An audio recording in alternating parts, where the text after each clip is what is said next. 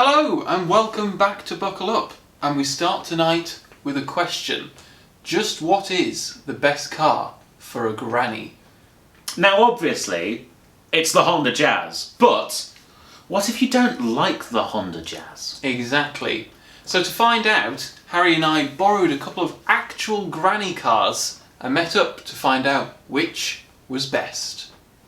Why? Yeah, so...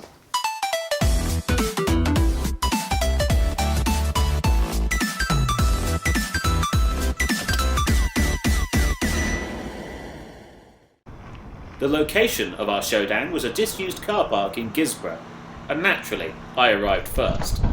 So here's what I brought. It is, and I think you have to agree with me on this one, the most granny a car can get. It's a Nissan Micra automatic CVT. Top that, Rob. I was suddenly interrupted by the arrival of my rather gangly co-worker. This is worse than that. But, Jesus Christ, hang on. But I mean, but is it more granny? Well, an actual 80-year-old lady owns this car. I've borrowed it from them. Well, an old woman owned this before the current owner. How many scuffs have you got on your... Oh, hang on, you've got alloy wheels. Yes. I think that discounts the fact that a granny could own it. It's a luxury granny. Yeah, but this, look at these. Look how scuffed these are. That's pretty poor. All of them. Every single one of these things is scuffed, which means an old person has parked it. Well, go on. This what? one has a scuff.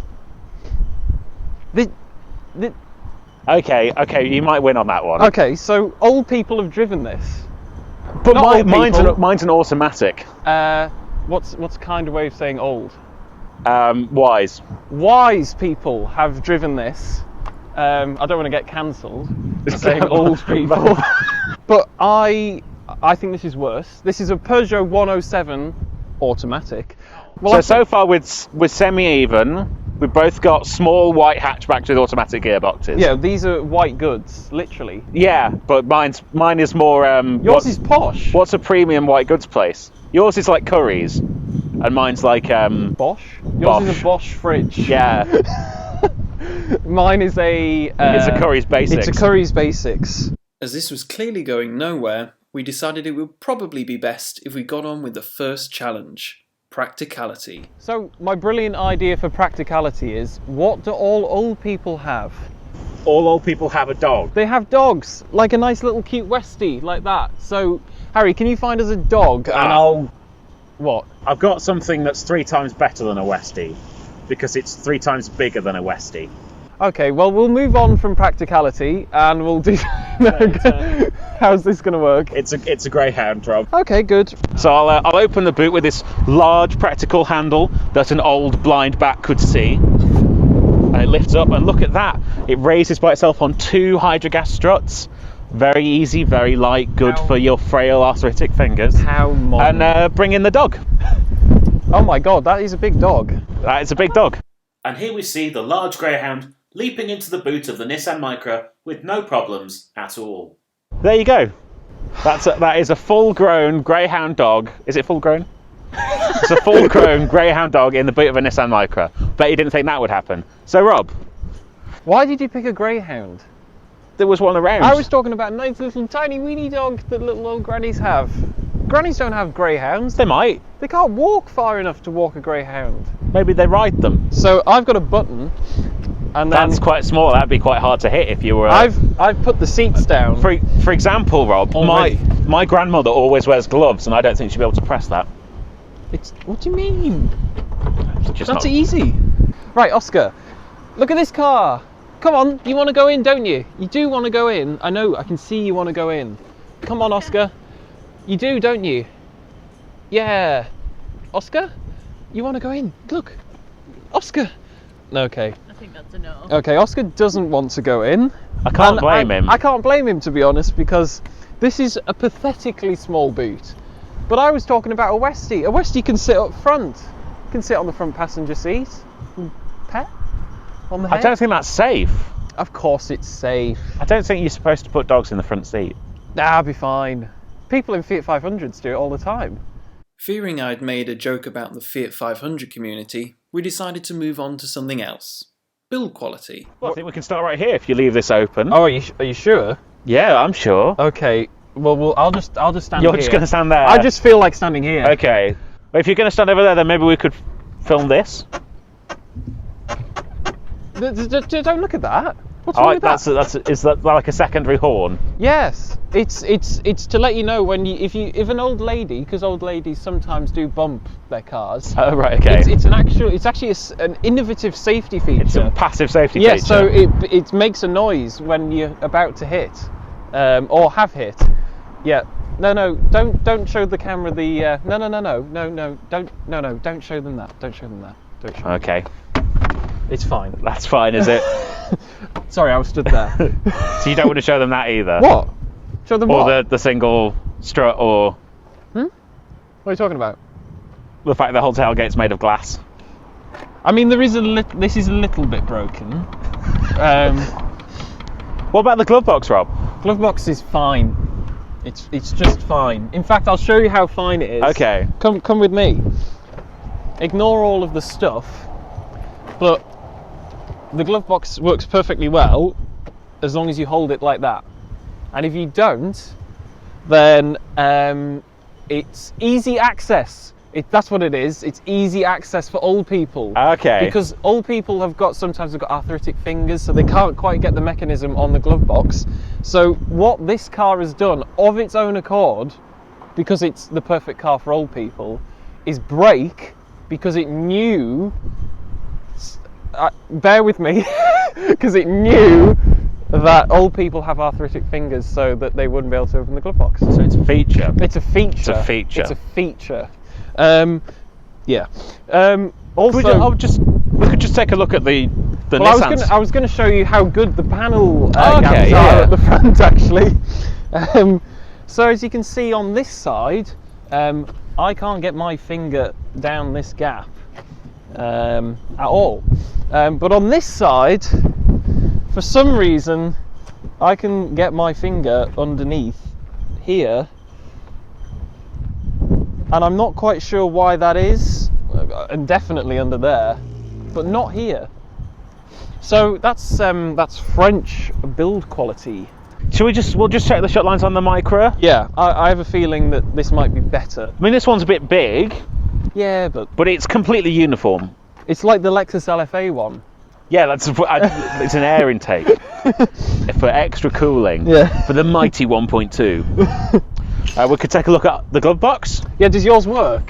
Both of them do. Oh, both? Both Oh. of them work. Wow.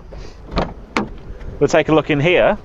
You see, wow, look at that glove Oh, box. wow. Beautifully damped, slightly stained, and then a second glove box. That's really impressive. That's loads- practicality. if I've Loads ever of seen it. space, nice and robust. All close and open as they should. And if you look really closely just here, you'll see that nothing's loose. Oh, nothing's coming off. That's Nothing. amazing. There's no jagged plastic edges anywhere. There's not even any exposed screws, are there? You're actually impressed, aren't you? Yeah, I can't find a screw anywhere. There'll be some under here, Yeah. but they're capped.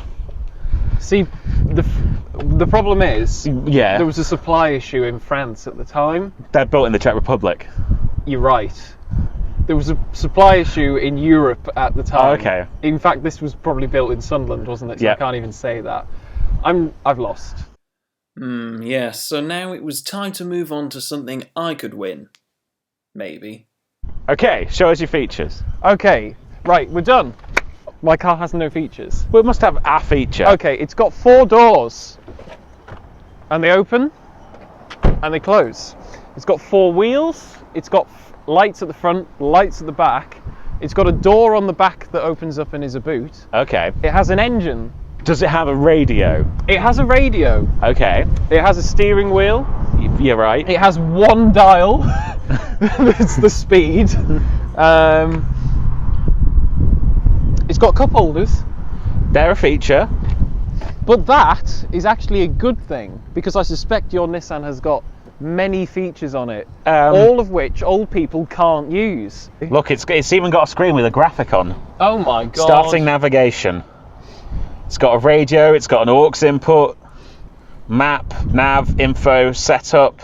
It's got this circle. Hang on, it's got climate control. Yeah, it's got auto climate control. It's got 2 dials. Wow. Which is 100% more dials than you have. Cruise control. It's got cruise control. Yeah, it's got a lot more features. There's absolutely no way that an old person would be able to use any of this though. And it's got confusing. It's got cup holders here in the middle, but it's also got cup holders in the doors. I've just realised you've got seat height adjustment. Yeah, I can. I don't have that. Mine's just a seat. Oh, that's the maximum height. Oh. It's almost like the person who drives this car usually is fairly short.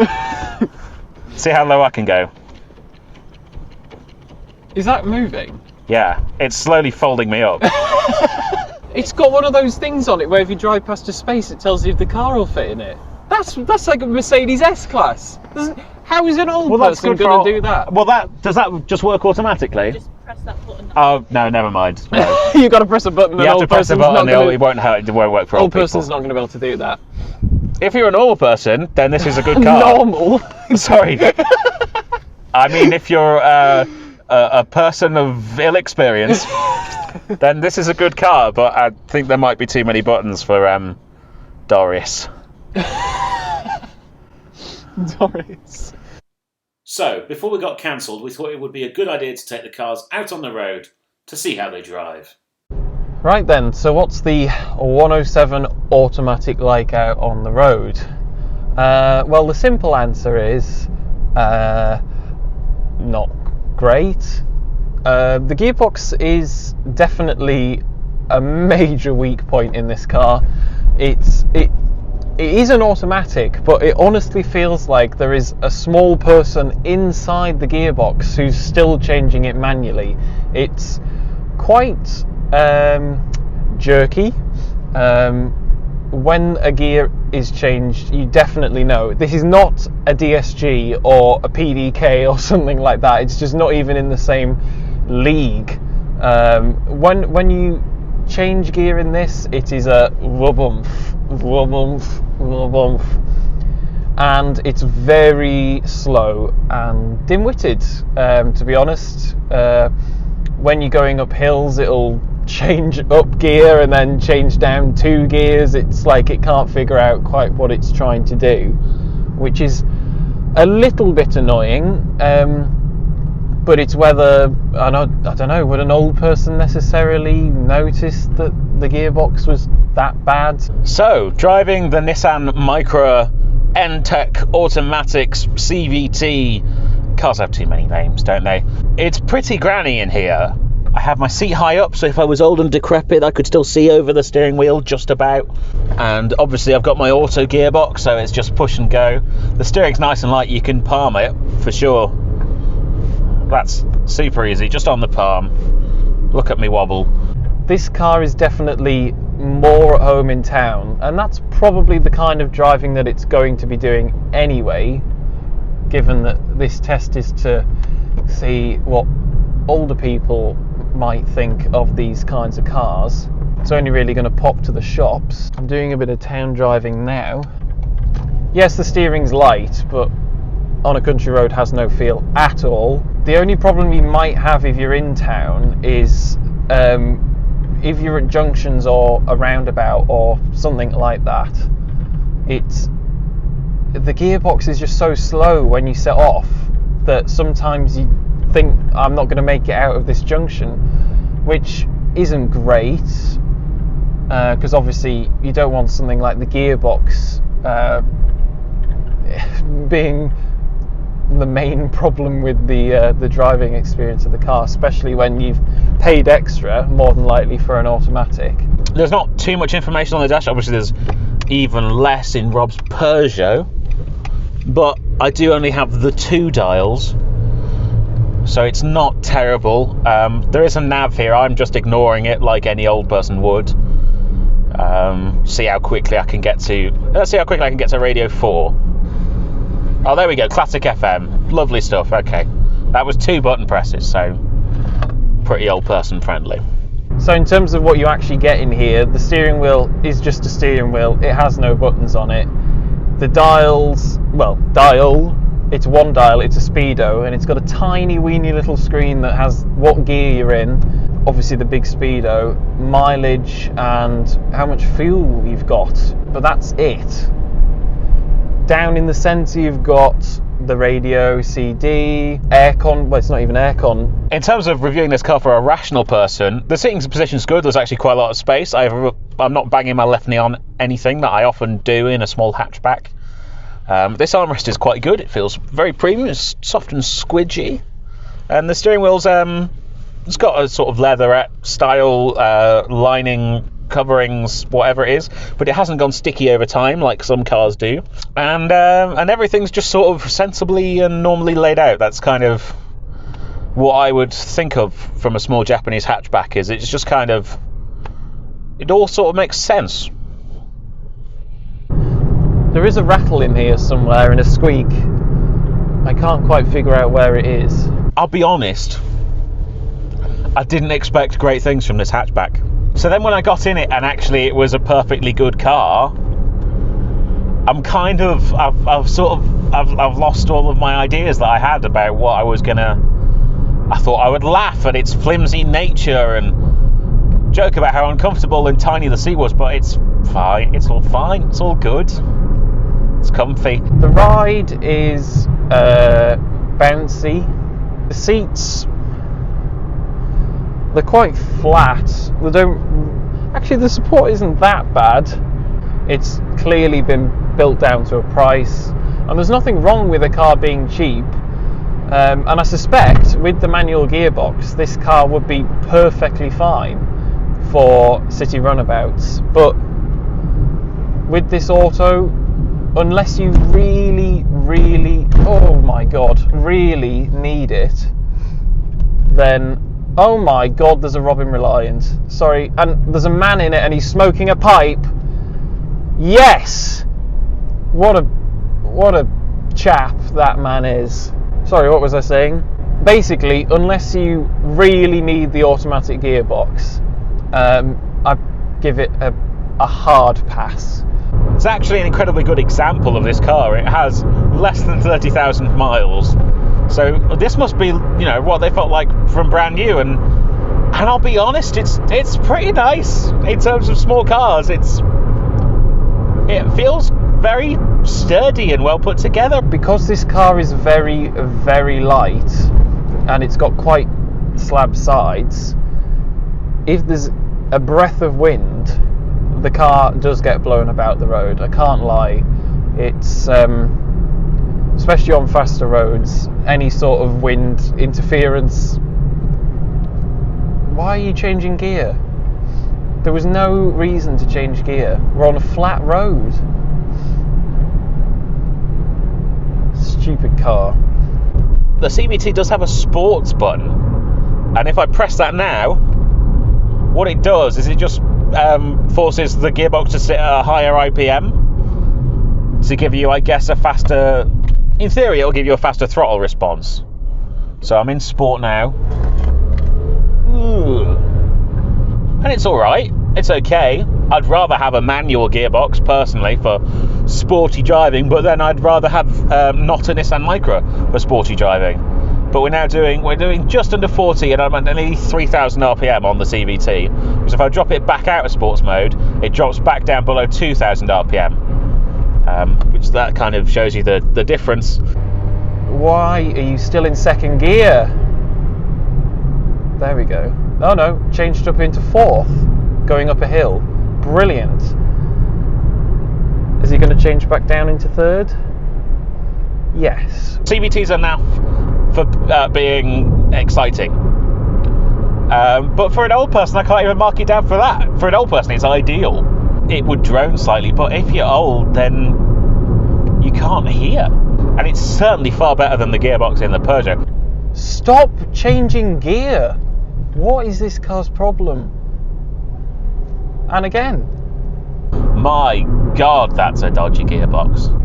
Why have you gone into fourth? We're going up a hill, accelerating. Go. Now you've changed back down to third. and you stay, and now you've gone into 5th. What the hell? That's smart roadster levels of bad. Stop changing gear. Again, more surprises. 2 glove boxes. Who'd have thought? I didn't think that any small hatchback would have 2 glove boxes. And think about all the Werther's Originals that an old person could put in 2 glove boxes. That would be like 8 bags of Werther's Originals. The steering is, for want of a better term, numb. I don't really know how much steering input I need to be making in order to get round a corner. It's just sort of, well, I don't know, guess, hope for the best. It's still in 2nd, and now it's changed. So yeah, that gearbox just completely ruins the overall driving experience. The brake pedal's good, it feels progressive, and the brakes are perfectly adequate for this type of car. I stop in a fairly decent distance. I certainly, again, stop faster than the Peugeot does. The braking's a little bit weird as well, because although the brakes work fine, the automatic gearbox just sort of, the change downs are very strange. So I'm coming up to a roundabout and I'm braking, and then when it changes down you get like a jolt, and then that seems to change the speed at which the car's braking, because then that's when the engine braking's kicking in. But if it had any sort of intelligence built into it, it would not be doing that. So much power. I'm behind Rob, so I can't actually go that fast. I'm limited by his gearbox. I don't really have any of the stats on the figures in this vehicle, but I suspect it's going to be producing somewhere in the region of 60-65 horsepower. Not that it matters to anyone of that age.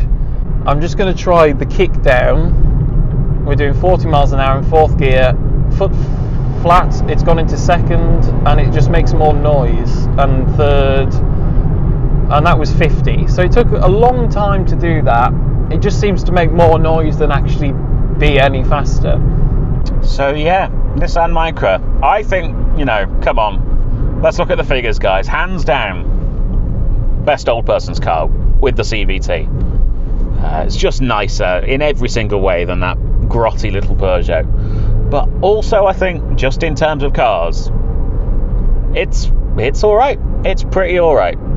So, Rob, now we have to decide which is the best old person car. It's the Micra.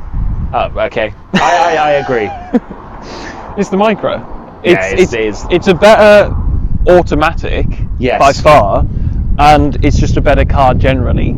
Yeah, I would actually recommend someone to buy one of these, just like someone our age. I would say if you're looking for a small city car and one of these is available, it's worth going to look at it. Yeah. I would tell people to run from that. Yeah, with an automatic, it's not, just don't even consider it. But maybe it's with a manual. I mean, you had a Citroen C1 manual. Would you recommend the Citroen C1 manual? No, okay, right, we're talking bollocks. The next model up from this, the later one, yeah, is okay on the inside. Yes. This one is a plastic interior and a tin exterior with no charm. And sounds like a wheelie bin. No capability. The next one, especially the Citroen and the Igo, I'd say were a bit better. Yeah. But I would still avoid the Peugeots. Yeah. So there you go. If you are an old person, or indeed a person of any age, look no further than the Nissan Micra Tecna CVT. That one. Oh, NTEC. NTEC. The Nissan Micra NTEC CVT. So thanks for watching, everyone. Remember to like, comment and subscribe. You can follow us on Facebook, Twitter, Patreon, Drive Tribe, Instagram. I forgot that as well. But the best news is we've also got merch! You can now buy clothes just like these from our spread shop, which is in the link in the description. Go and get some, please. It's really warm. It's nice. I haven't had to wear a jacket all day. I know. It's incredible. So yeah, good stuff. We'll see you later, guys. Bye. Bye.